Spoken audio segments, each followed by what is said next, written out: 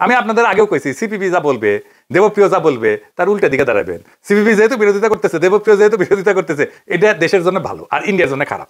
এই চুক্তিটা কোনো গোপন চুক্তি না, এটা গোপনীয়তার চুক্তি। গোপন চুক্তি আর গোপনীয়তার চুক্তি দুইটা ভিন্ন জিনিস। মানে যতক্ষণ এই ট্যারিফ নিয়ে আমাদের আলোচনা হইতেছে আমেরিকার সাথে, ততক্ষণ আমাদের আলোচনার বিষয় বাইরে যাবে না।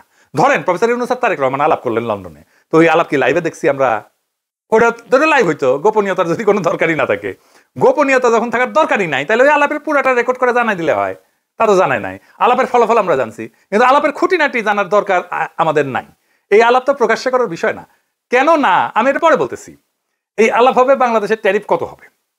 এই ট্যারিফ যদি কমে তাহলে আমেরিকাকে তো কিছু দিতে হবে। সেটা কি কি দেওয়া হবে সুবিধা হিসেবে, তার সবকিছু দুই দেশের মানুষই জানবে যখন চুক্তিটা হয়ে যাবে। কিন্তু এই আলোচনার প্রসেসের মধ্যে যা আলোচনা হবে এই সময়টায় কিছু জানানো যাবে না, কারণ অন্য দেশও আলোচনার মধ্যে আছে। তারা যদি জেনে যায় আমরা কি আলোচনা করতেছি, তাহলে তো আলোচনার ফলপ্রসূ হবে না। প্র্যাকটিক্যাল কারণে এটা বার্গেন, তো অনেক দেশের সাথে বার্গেন করতেছে আমেরিকা। ধরেন আমরা যাই না গেলাম কি নিয়ে, ইন্ডিয়ার সাথে বার্গেন করতেছে আমেরিকা। আমরা তো ইন্ডিয়ার চাইতে ভালো কন্ডিশন দিব আমেরিকাকে, তাই না? খুবই ন্যাচারাল এটা। তো বাংলাদেশ যা দিতেছে আর পাইতেছে, এটা আমাদের সাথে যারা কম্পিটিশন করে আমেরিকার মার্কেটের জন্য, তারা যাই না গেলে তো আমাদের বিপদ। আমরা তো নেগোসিয়েশন করতে পারবো না। ইন্ডিয়া তো সুবিধা নেবে এটার, কারণ ইন্ডিয়া তো ওই মার্কেটে আমাদের কম্পিটিটর।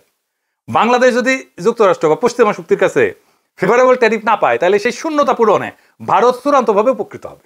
অর্থনীতিতে হবে, রাজনীতিতে হবে এবং আঞ্চলিক প্রভাব বিস্তারে হবে। এই পুরো প্রক্রিয়া এক ধরনের সফট ডি ইন্ডাস্ট্রিয়ালাইজেশন এবং স্ট্র্যাটেজিক ডিপেন্ডেন্সি হবে বাংলাদেশের ইন্ডিয়ার উপরে, যদি এই ট্যারিফ নেগোসিয়েশনে আমরা হেরে যাই।